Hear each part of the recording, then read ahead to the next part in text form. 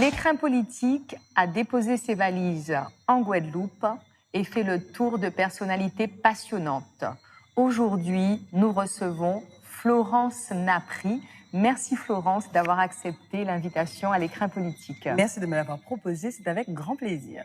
Alors Florence, tu es une artiste tout feu, tout femme, une artiste engagée. Tu choisis de faire un spectacle musical en mettant en lumière une artiste guadeloupéenne que nous connaissions pas ou très peu, certains d'entre nous, Manuela Pioche. Pourquoi tu choisis Manuela Pioche? Le spectacle Dans la peau de Mano est né en fin 2017 dans ma tête. J'avais sorti un album en 2012 qui s'appelait Funcorn, où je me racontais, je disais plein de choses de qui j'étais à ce moment-là. Les années passent. Moi, je trouve ça difficile de se renouveler, de trouver immédiatement de quoi sortir 20 albums dans une année. Ça marche pas comme ça avec moi. Et donc, je réfléchis à ce que je peux faire parce que faut pas que les gens m'oublient. C'est important d'avoir toujours une actu. En bref, qu'à pour faire. Alors, je vais vers la facilité et je me dis que je vais faire des reprises. Allez, hop, qu'est-ce que j'aime comme musique? Bon, j'adore la Biguine, on va chercher dans la Biguine. Et j'écoute des choses et je tombe sur une chanson qui dit le jour de Noël, c'est joue à la bodée, moins bois, moins sous, moins tombé en caniveau, mais chérie, souhait, mais moins, ou qu'épée prend moins à dans des bras. Qu'est-ce que ça veut dire en français? Ça veut dire en français, c'est Noël, je me suis saoulée. Et je me retrouve aujourd'hui à dormir dans le caniveau. Les roches me servent, les pierres me servent d'oreiller. Mais chérie, si tu m'aimes, prends-moi dans tes bras. Et la personne qui chante ça, c'est une femme, dans les années 50, en Guadeloupe. Ce qui est absolument inenvisageable, en fait. Les femmes en Guadeloupe, d'abord, elles ne chantent pas de façon publique à ce moment-là. Elles sont chez elles à s'occuper d'un homme, des enfants de cet homme-là ou d'autres, et de la maisonnée. Et elles ne peuvent surtout pas raconter. Je bois au point d'être saoule dans un caniveau. Donc ça m'interpelle beaucoup. J'entends une autre chanson que je connais en fait, et, qui s'appelle Doudou pas plairé et qui prône quelque part l'infidélité d'une femme. C'est une femme qui dit bon si je te fais une infidélité ou deux comme ça, c'est pas dramatique. On va continuer à s'aimer, ça ne change rien. C'est ça énorme que ça existe chez nous, que je n'ai jamais entendu parler de cette femme. Et que quand j'interroge mes collègues qui ont de longues carrières derrière eux, ils sont incapables de me dire qui est cette Manuela Pioche. Oui, ils ont entendu ce nom-là, mais sans plus. Je cherche sur Internet et pareil, je trouve rien d'extraordinaire. Il y a une troisième chanson qui m'interpelle, c'est Guadeloupe et un Doubout, où, très politiquement, elle va exhorter les Guadeloupéens à prendre en main tous leurs talents et à en faire quelque chose de solide pour avancer sans se laisser déposséder. Comment un tel personnage peut ne pas exister dans ma tête, à moi, et dans la tête des gens avec qui je travaille? Et il a fallu que j'interroge des gens qui ont travaillé avec elle, qui l'ont connue, pour renforcer ce que j'avais pu lire de lignes et demie sur Google. Pourtant, Google, c'est tout. Il ne connaît pas Manuela Pioche. Si on lui dit pas, il connaît pas si Google. On lui dit pas, il connaît pas. Ouais. C'est exactement ça qui manquait, la transmission. Cette Manuela Pioche, c'est la première chanteuse guadeloupéenne à avoir foulé les planches, chanté du cha-cha, des boléros, de la biguine, tout ça, apporté des textes comme ceux dont je viens de parler, mais aussi des textes pleins d'amour, un petit peu sirupeux, des trucs qu'on connaît et qu'on aime tellement, mais elle a laissé plein de traces dans l'esprit des gens. Les plus de 65 ans, ils savent pertinemment qui est Manuela Pioche. Sauf que quelque chose s'est cassé et ceux qui sont juste en dessous, ils savent pas qui c'est. Et moi, je mets ça sur le compte de sa mauvaise réputation. Elle est morte à l'âge de 37 ans, seule, absolument seule, démunie comme c'est pas permis, alcoolique. Effectivement, ce qu'elle chantait, là, c'était sa vie. Elle a été alcoolique. Elle a fréquenté les hommes de très très près et ça se savait, elle ne s'en est pas cachée. Et donc, cette espèce de mauvaise vie qu'elle a vécue explique en grande partie pourquoi on l'a effacée de notre patrimoine et de nos mémoires. Je trouve qu'on a beaucoup tendance à faire ça, surtout quand il s'agit des femmes. Et il me semble que c'est pas possible que ça persiste et que ça continue. Et tu la réhabilites. Et donc, je la réhabilite. Dans le spectacle Dans la peau de Mano, je me glisse dans la peau de ce personnage-là. Je fais une espèce de pont avec qui elle était à son époque et qui je suis moi aujourd'hui. Qui on est, nous, chanteuses aujourd'hui, où on est censé être plus libre, mais peut-être pas tant que ça. Je ne suis pas sûre que beaucoup d'entre nous crient sur les toits leur fidélité, leurs aventures, leurs trucs, leur soif de liberté en réalité. Les femmes surtout. Les femmes surtout. Les hommes peuvent dire ce qu'ils veulent. Ce sont des hommes, on les absout de tout. Normal.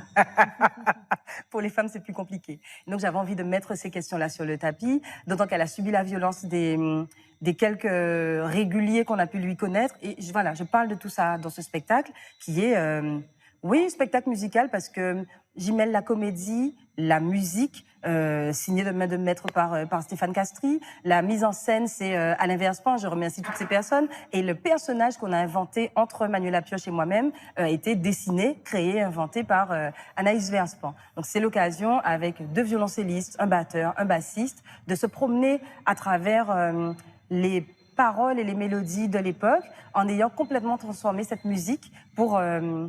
Alors, j'ai pas envie de dire que qu'on la rend moderne, parce que ça sous-entend qu'elle est désuète, et c'est pas tout à fait ça. C'est qu'est-ce qu'on a à y raconter aujourd'hui. Voilà, c'est vraiment un aller-retour entre avant et aujourd'hui. Donc oui, je m'engage dans la transmission de ce qui sont nos héros et qu'on ne voit pas, qu'on ne reconnaît pas comme tels. Je m'engage dans la dénonciation d'une société qui, sous couvert de, nous empêche quand même d'être pleinement nous-mêmes et persiste à nous critiquer. Excuse-moi de te couper, je t'ai aussi entendu dire que, en parlant de Manuela Pioche, donc cette femme qui boit, alors qu'à l'époque, les femmes ne boivent pas, ou si elles le font, on le sait pas. On le sait, d'accord. Cette femme qui est infidèle, l'infidélité féminine, elle est mal vue. Elle est même mal vue par tes propres parents, par ta propre famille. Évidemment.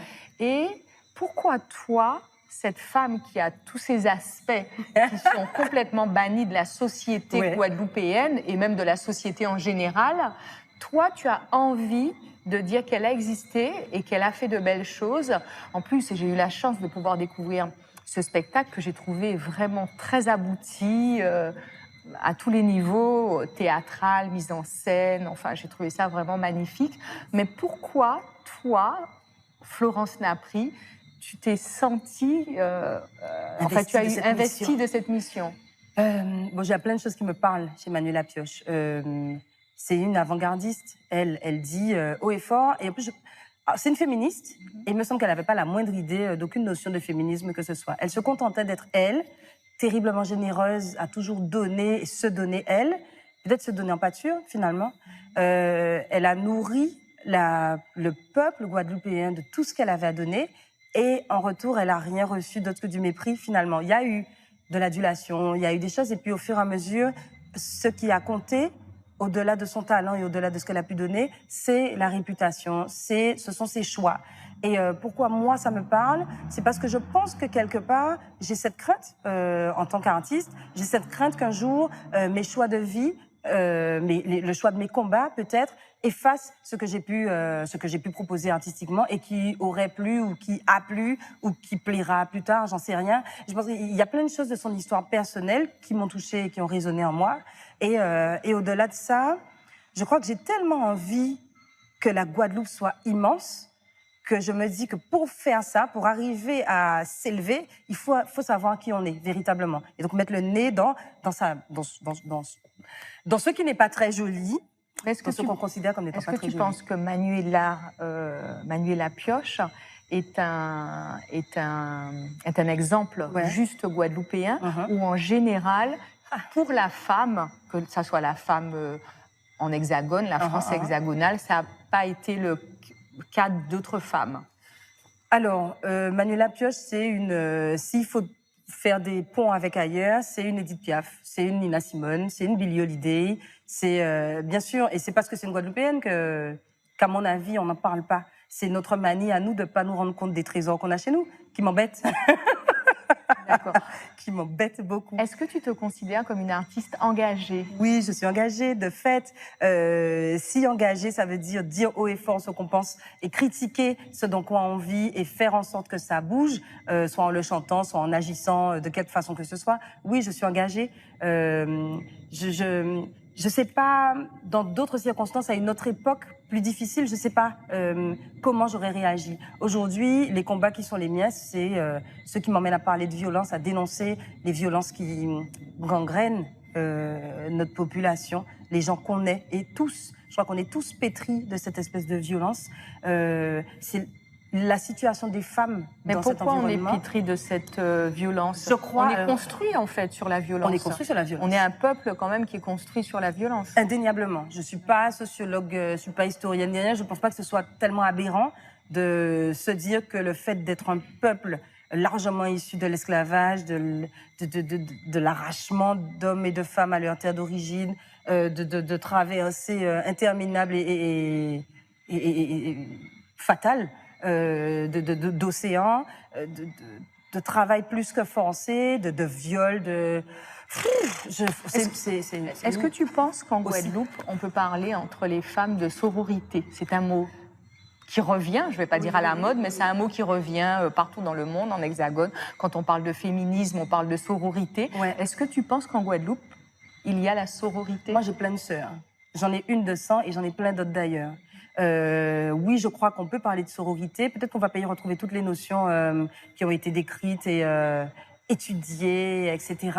Peut-être qu'on va en trouver encore d'autres. Oui, la sororité existe, la solidarité entre les femmes. Tu n'as pas l'impression qu'en Guadeloupe, quand même, il y a une espèce de jugement extrêmement dur entre les femmes, Bien entre sûr, elles? il y a ça aussi. Il y a ça aussi. Parce que c'est pas de la sororité, ça. Ça, c'est pas de la sororité. Mais moi, j'ai plein de sœurs et je sais qu'elles me regardent pas de travers quand quand tu as des choix. Quand j'ai des choix qui sont les miens. Et c'est ça, en fait. C'est sur ça que je m'arrête, moi. C'est que je sais qu'il y a plein de gens qui sont pas sur cet aspect-là. Mais oui. Et pourtant, qui parlent de solidarité, qui parlent. Bien sûr, parce que parole en bouche pas chasse. Voilà. C'est très clair. Qui parlent parce qu'il existe, bon, voilà, on connaît un petit peu, on va dire, la culture, on va dire, des hommes en Guadeloupe. Oui. On sait très bien qu'il y a des hommes mariés, souvent avec beaucoup de maîtresses. Et c'est pas un problème. C'est pas un problème guadeloupéen, c'est un problème qui existe aussi en France hexagonale, aux États-Unis, tout ce qu'on veut. Mais pourtant, alors je ne sais pas si c'est parce que je suis en Guadeloupe et que je suis guadeloupéenne, j'ai le sentiment qu'il y a un jugement acéré, un jugement extrêmement difficile des femmes vis-à-vis des autres femmes. Oui, il y a ça. La question systématique du « mais comment elle était habillée ?» Quand on va dire qu'une telle a été violée, elle sort en général de la bouche d'une femme. Ouais. Voilà, ça oui, il ne faut pas dénoncer. Alors, quant à ça, enfin, j'allais dire, n'en parlons même pas. Si, on est là pour ça. Voilà, oui, il ne faut pas dénoncer. On garde les trucs, on garde les histoires entre nous en famille et on n'attaque pas le bourreau, mais on attaque souvent la victime. Donc oui, bien sûr qu'il y a beaucoup ça chez nous. Comment ça s'explique? Je sais pas, je pense le pays est tellement petit qu'on a peut-être peur de se mettre des gens à dos. On n'a probablement pas envie de regarder à quel point les histoires nous touchent. Et en se mettant à distance et en critiquant et en jugeant, on se permet de ne pas être concerné. Et je crois que ça, c'est peut-être le plus difficile. C'est de se rendre compte à quel point on est tous concernés par ces histoires de violence, quel que soit le choix de notre positionnement. Alors, un moment, tu lances un podcast qui s'appelle Rebelle et la bête. Est-ce que c'était aussi pour toi une manière de te libérer? Est-ce que c'était important au moment où on parlait justement dans le monde entier de ce qui se passait et que les femmes ont lancé des hashtags, tu pensais qu'il fallait aussi qu'en Guadeloupe, il fallait se libérer de ça, de ce poids, de le dire haut et fort en disant ça existe chez nous, moi aussi j'ai vécu des choses dans ma vie, et donc tu lances ce podcast qui s'appelle Rebelle et la bête. Est-ce que ça t'a libérée? Alors, j'ai sorti Rebelle et la bête il y a 1 an, pas pour me libérer. Je l'ai sorti parce que j'étais libérée et que donc je pouvais en parler. C'était pas une action thérapeutique. J'étais déjà assez en paix avec toutes ces histoires moches que je raconte au long de ce podcast pour pouvoir les dire à la face du monde. Et je l'ai pas fait parce que dans le monde entier, il y avait MeToo ou Balance ton porc. Je l'ai fait parce que chez nous, il n'y a pas ça. Chez nous, il n'y a pas ça, alors qu'il y a plein de choses terribles à dénoncer. Sauf qu'on n'ose pas. Je me suis dit que c'est difficile de dire du haut de ma notoriété, à pas considérer qu'un truc, mais n'empêche, je me suis dit qu'il nous manque des gens qu'on écoute. Ou peut-être que tu avais aujourd'hui, à ce moment-là, les épaules assez larges pour te dire j'y vais, je me libère. Enfin, tu t'étais déjà libérée, oui, mais je le dis haut et fort. Haut et fort, mais je l'ai dit haut et fort pour que d'autres puissent dire. C'était vraiment pas. C'était pas pour moi. Moi, j'étais prête à raconter mes affaires. Là, on se raconte ça, nous, entre quatre yeux, mais c'est pas intéressant. C'était intéressant dans la mesure où si moi je dis, eh bien, toi, tu vas pouvoir dire aussi. Et toi aussi, et toi aussi. Et comme on va en parler, parce que chez nous, c'est tout petit, et que si l'une d'entre nous vient dire tel bit arrivé moins, il y a de fortes chances que ce soit relayé au-delà de, des discussions à 2, 3, 4. Et que donc, ça puisse donner envie à d'autres de commencer à ouvrir ça. Il me semble que chez nous, on parle pas. On fait plein de choses. On rigole à gorge déployée. On fait de la musique. On fait du théâtre. C'est peut-être pour ça qu'on est si nombreux à être des artistes. C'est parce qu'on a plein de choses à dire, mais qu'on ne les dit pas. On les fait sortir, on les raconte, on les exprime, mais on ne les dit pas. Or, je crois que dire, c'est un truc qu'il faut qu'on apprenne à faire, véritablement. Or, je ne peux pas attendre des gens qui disent si moi, j'en suis pas capable. C'est une façon de donner l'exemple. Qu'est-ce qui s'est passé après quand tu le dis? Les gens qui savent ce qui s'est passé, est-ce que tu as eu un retour de ces gens? J'ai eu plein de retours. Alors, je sortais un épisode toutes les 2 semaines. Il y en a eu 8 en tout. Et à la sortie de chaque épisode, je recevais des appels, des messages, des trucs. Alors, soit les amis qui tombent des nues parce que ceux qui me connaissent savent que je suis tout sauf une fille triste. Donc, ils avaient du mal à s'imaginer que je puisse raconter... Le rire cache oui, mais souvent voilà, beaucoup de choses. exactement. Mais j'arrive à ne pas emmener les gens dans ce que je pourrais avoir moi de part sombre. C'est pas ce que je mets en avant. Sauf que là, dans ce podcast, je raconte vraiment des choses pas drôles qui me sont arrivées moi, mais qui sont arrivées à des tonnes de personnes. C'est sur ça qu'il faut que je revienne, en vrai. Et donc, lendemain de chaque sortie, lendemain 2-3 jours plus tard, et ça se poursuit, j'ai plein de retours. Soit pour savoir comment je vais, soit pour me raconter, moi aussi j'ai vécu ça, ça fait écho chez moi parce que ci, parce que ça, et les gens parlent, et les gens comprennent, je crois, plus ça va, les gens comprennent qu'il faut dire, qu'il n'y a rien de mal à dire. Chez nous, je crois qu'on regarde mal, on parlait de jugement, on accepte mal que les gens se plaignent, et se plaindre, ça peut être tout et n'importe quoi. Alors que se plaindre, des fois c'est simplement se dire. C'est simplement rejeter à voix haute une situation qui est anormale et qui est inacceptable. Et nous, on ne s'en donne pas le droit. Pour revenir sur la question de pourquoi je l'ai fait aussi parce que les histoires que je raconte, ce n'est pas moi qu'elles concernent, en fait. Oui, je les ai vécues, mais je les partage avec des tas et des tas de sœurs. Il y a plein de filles dans nos entourages respectifs qui peuvent raconter exactement les mêmes histoires que moi. Et c'est là que ça devient grave. C'est que c'est pas des cas isolés. Le viol, les attouchements étant petites, le viol conjugal, le coup de poing dans le visage. Il y a plein de filles autour de nous qui ont toutes ces histoires-là à raconter et qui n'osent pas. Et ce qui était peut-être le plus troublant, c'est quand des copines viennent me dire « Ah ben tu vois, quand tu as raconté tel truc, je me suis rendu compte que j'avais vécu la même chose. » Aujourd'hui, Florence, après... Changement de décor. Voilà, aujourd'hui, Florence, après, dans la peau de Mano, avant tu fais le podcast Rebelle et la Bête, et là, maintenant, tu t'engages en politique. À quel moment il y a eu ce déclic? Pourquoi cet engagement en politique?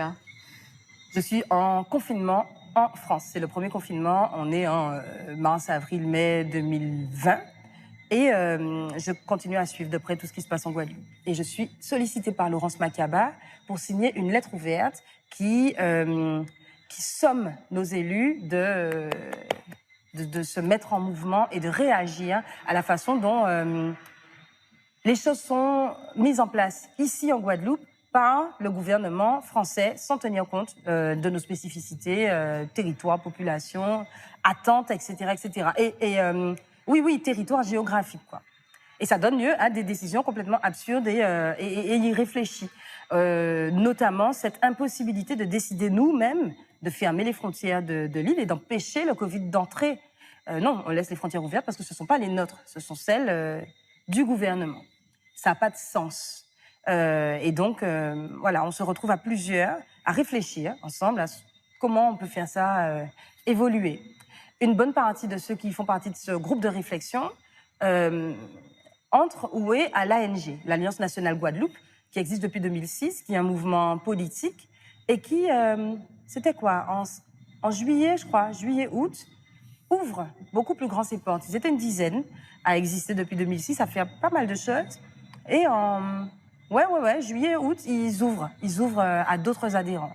Et oui, je décide de m'engager parce qu'il y a plein d'aspects qui me plaisent, et notamment le fait que ce soit, en plus d'un mouvement politique, aussi un mouvement citoyen. Moi, je ne me sens pas l'âme d'une femme politique, du tout.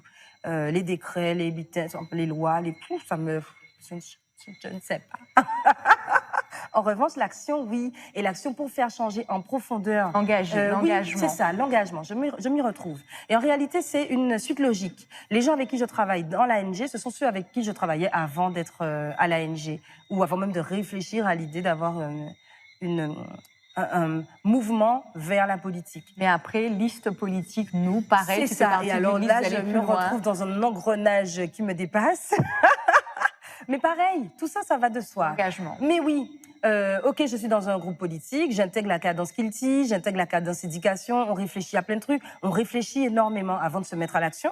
Parce qu'on n'a pas tout dit, on va faire ci, on va faire ça. Il faut que ce soit cohérent. Il faut que ça s'appuie sur un état des lieux qui a du sens. Il faut que ce soit en concertation avec ceux qui étaient là avant nous, ceux qui ont déjà fait plein de choses. Parce qu'il ne faut pas qu'on oublie qu'on est souvent dans un éternel recommencement ici en Guadeloupe. Tout le monde a l'impression d'avoir inventé la poudre et donc c'est moi qui fais, je suis le premier à avoir fait. C'est pas vrai. Il y a plein de gens qui ont déjà fait plein de choses.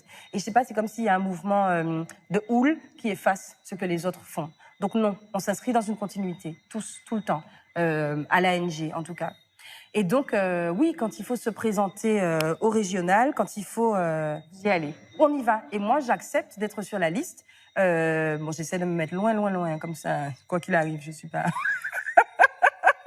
Donc une engagée, mais Une engagée, mais qui a envie de garder de la liberté. Parce que j'avoue que je garde en tête... Tu veux pas de mandat, c'est-à-dire que tu veux Je veux pas de t'engager, mandat. tu es pour le combat, C'est ça. Je veux prendre, pas de mandat enfin parce que parler j'ai des peur de- projets, mais tu ne veux pas être enfermé. Non, je veux pas être enfermée et j'ai peur de cette... alors, je sais pas dans quelle mesure c'est un mythe, mais effectivement, une fois qu'on rentre dans le corps système. politique, dans le système politique, on se plie à certaines règles qui peuvent nous empêcher de faire un certain nombre de choses. J'aurais été dans le corps politique, je suis pas sûre que j'aurais pu mener l'insurrection du squat au CAC. Florence, Oui. vous êtes plutôt intrépide ou rebelle? Je crois que je suis plutôt intrépide. Rebelle, ça sous-entend que je me monte contre systématiquement. Je crois pas que ce soit ça.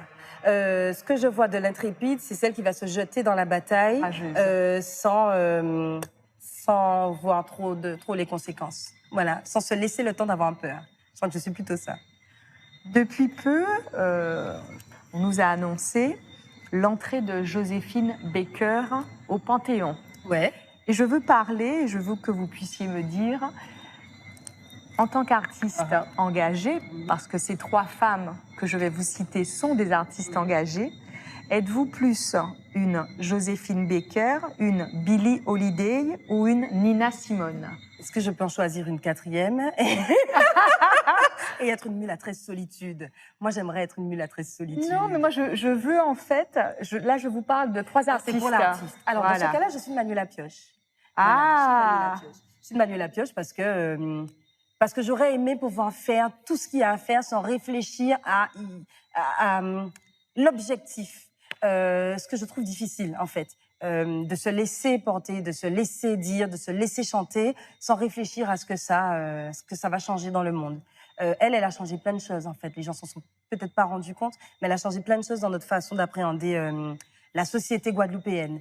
Et quand on revient et qu'on remet une couche sur elle et qu'on remet la lumière sur ce qu'elle a vécu, ça prend encore plus d'ampleur et de valeur. Ce que je suis en train de faire, c'est choisir des combats parce que j'ai l'impression que c'est important. Et je trouve que quelque part, ça gâche la donne. Ouais, ça gâche la donne. Si vous étiez une femme politique, vous serez plutôt une Michelle Obama ou une Winnie Mandela? L'une des deux m'a l'air plus... comment je peux dire ça? Non, elles sont toutes les deux très, très intéressantes quand même. Ah oui, je la trouve compliquée, cette question-là. Ah, les armes étaient différentes dans le combat. Les armes étaient très différentes. L'époque était différente. Tout à fait, et ça change tout. Je pense que je prendrais un petit peu de toutes les deux. Je les trouve courageuses, je les trouve... J'aime bien l'idée qu'en même temps, voilà, il y a cette fierté qui se dégage de tout leur corps. Moi, j'aime beaucoup ça. J'ai le droit de pas choisir. Je choisis pas. Je choisis pas. Elle est je mets un pied maligne. dans un soulier et l'autre dans l'autre. Voilà. Si je vous fais ça. deviez être une héroïne, Mhm. ce serait laquelle? Ah ben voilà, c'est là. Je suis la mulâtresse solitude. Ah, Combat. d'accord. Alors aujourd'hui, les artistes sont en colère et Ouais. vous faites partie de ces artistes et vous squattez le Centre des Arts. C'est ça. Présentez-nous ce que c'est que le Centre des Arts, ce centre culturel qui est dans la ville de Pointe-à-Pitre, en Guadeloupe. Parlez-nous de ce centre et dites-nous pourquoi les artistes ont décidé de le squatter. Le Centre des Arts existe depuis plusieurs années. J'y ai pris mes premiers cours de piano. Je crois que j'avais 6 ans, quelque chose comme ça. J'y ai fait mes premiers concerts quand j'étais à l'école de musique et que tous les trimestres, il y avait le concert de fin de trimestre. Donc dans la grande salle, quelque part là-haut, là, j'ai fait mes premiers concerts. Par exemple, on est très, très nombreux à être passés par le Centre des Arts et surtout, on est très nombreux à avoir assisté à des concerts de la folie de la mort qui tue. Voilà, moi, j'ai rencontré Tania Saint-Val pour la première fois ici. Il y a un certain Miles Davis qui s'est produit ici. Je crois que Barbara Hendricks aussi est passée par là. Plein de gens. Dominique Coco, plein de gens de chez nous, plein de gens d'ailleurs. Parce que le Centre des Arts, c'était le centre de l'art et de la culture guadeloupéen. Ça n'appartenait pas à Pointe-à-Pitre. Ça appartenait à la Guadeloupe. Et ça fait combien de temps que c'est en Ça fait travaux? 12 ans que le Centre des Arts n'accueille plus personne. Et ça fait 1 an et quelques que le chantier s'est interrompu. Moi, je ne sais pas pourquoi. J'ai entendu parler de problèmes d'argent. Soit, d'accord. Mais comme le reste de la population, je ne sais pas ce qui est prévu. J'ai entendu des choses effrayantes, comme on va peut-être le vendre à un particulier qui en fera ce qu'il voudra. Et moi, je trouve ça terrible. Je trouve ça terrible à la fois qu'on envisage de se débarrasser aussi facilement d'un joyau comme celui-ci, qui est porteur de plein de choses. Le fait qu'on soit assise là, je suis sûre que vous ressentez ce qu'il y a dans les murs, j'en suis sûre. En tout cas, nous, on le ressent depuis qu'on y est. Donc je trouve ça terrible d'imaginer que ce bâtiment disparaisse avec toute son histoire. Et je trouve ça plus terrible d'imaginer que la population ne refuse pas que ça arrive. Donc, dans le cadre de l'ANG et de la cadence Kilty, où on réfléchit à ce Mener que des la actions. culture, voilà, qu'est-ce que la culture en Guadeloupe, à quoi elle sert, comment est-ce qu'on la valorise, etc. Est-ce qu'il y a une etc. politique culturelle d'après vous? Dans tout ce qu'on a constaté, on n'en a pas vu de politique culturelle. La politique culturelle, c'est un gros fil rouge qui nous permettrait de voir à quoi ça sert ce qu'on fait. C'est pas des actions culturelles, c'est pas des événements, c'est pas des trucs à coup de subventions, c'est pas ça. La politique culturelle, c'est qu'est-ce qu'on met en place pour que nos jeunes artistes imaginent venir travailler dans leur pays, pour que les artistes déjà installés et impliqués puissent vivre de leur art. Il y a moyen, les artistes et les acteurs culturels. C'est vraiment un monde qui imbrique énormément d'acteurs. C'est imaginer comment est-ce qu'on en fait une industrie plutôt que de rester sur l'idée que l'artiste vit d'amour et d'eau fraîche et se contente qu'on l'applaudisse. C'est pas ça, on est des gens avec des familles, des enfants, des impôts à payer, des maisons à acheter. Enfin, on est des gens au-delà du fait de faire du bien, de participer au ciment de la population, du peuple. On est des gens. Et je crois qu'il faut prendre ça en compte. Je crois qu'il faut le rappeler à la fois à nos élus, mais aussi à la population. Une politique culturelle, elle servirait à chouquer la Guadeloupe dans la Caraïbe ou dans le monde, plutôt que de simplement se réjouir d'avoir ah ben oui, super, Kassav a fait le tour du monde. Nous ne pouvons pas gagner un seul Kassav pour nous dire qu'à nous apaiser. Il y a énormément d'artistes, plein de talents ici, qui peuvent tous servir à faire rayonner la Guadeloupe partout. Or, on a coupé les ponts avec la Caraïbe, par exemple. Et donc, on se rend compte que le territoire est tout petit. Le territoire ne peut pas être petit en 2021. Ça n'existe pas, des territoires tout petits. Est-ce que depuis que vous avez squatté le Centre des Arts, vous avez eu des retours des politiques? Est-ce que vous avez eu... est-ce qu'ils sont venus vous voir? Est-ce qu'ils vous ont parlé d'un projet? Où ça en est? Alors, on squatte le Centre des Arts depuis le 5 juillet. On est une poignée d'artistes et de personnes qui ne sont pas du tout des artistes, qui sont très impliquées dans ce qu'est la culture guadeloupéenne. La première semaine, on a rencontré une partie du staff de Cap Excellence, avec qui on a eu une discussion qui s'est interrompue un peu brutalement. On est parti. Parce qu'on comprenait bien qu'on avait un dialogue de sourds. Cap Excellence possède le chantier, est propriétaire du chantier, et s'est senti attaqué par notre intrusion. Comme si, quelque part, on leur reprochait à eux de n'avoir pas fait ce qu'il fallait pour que le bâtiment voie le jour, pour que le Centre des Arts renaisse. C'est pas ça.